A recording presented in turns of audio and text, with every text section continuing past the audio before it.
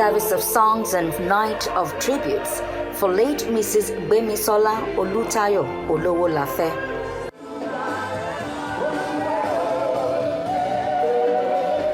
She died on the 11th of March 2025, aged 63. For many of the family members and friends gathered here, her demise may be painful, but the life of service and dedication to God and humanity that she lived calls for celebration. And they are joined by more guests, including the Vice President Kashim Shettima and other political leaders who have come to honor her memories. And so, the evening begins with Bible readings. I have seen the burden God has laid on the human race. He has made everything beautiful in its time. Hymns and a powerful sermon to remind all present of the inevitability of death. In the race of life, there is no DNC. It's not possible to start the race and not finish it.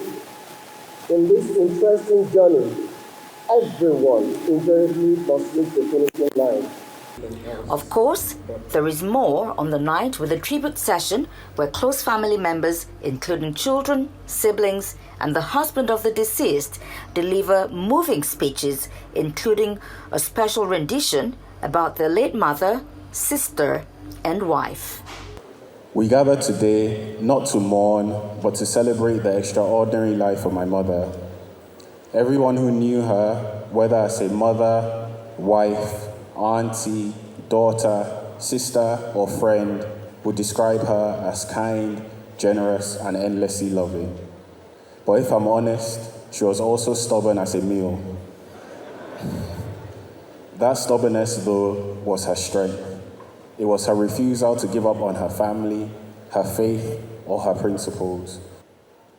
This is the toughest moment in my life so far. It is both the deepest honor and the hardest task to stand before you all today and speak about the woman who was the heart of my life, my wife, my best friend, the mother of my children, Gbemisola Olutayo Olowolafe. Born in London and raised in Lagos, Gbemisola Olowolafe was a passionate teacher and a committed pastor within the Redeemed Christian Church of God, as well as a steadfast advocate for the vulnerable. Her humanitarian work, especially through the Deborah Group, saw her feeding hundreds of children weekly in the Makoko community in Lagos and also supporting widows and prison ministries. To her beloved husband,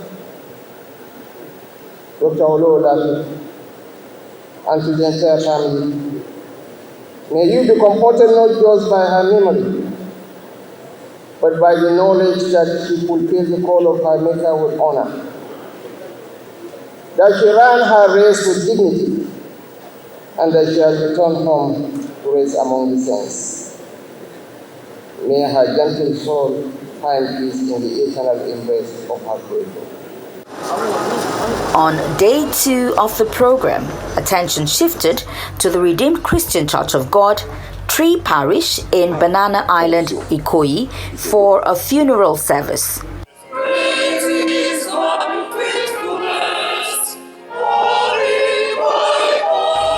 Like the previous day, the church service was also witnessed by a good number of family members and friends from far and near.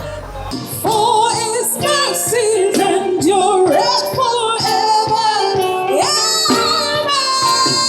Prayers, scripture readings, and more tributes to her steadfast life of generosity that transformed many lives characterized the service. So if I were to write about Pastor Gbemi, I would say, after she had served God's purpose in her generation, she slept. Would you agree with me? That is what it is. She didn't have to be 90 to serve God's purpose.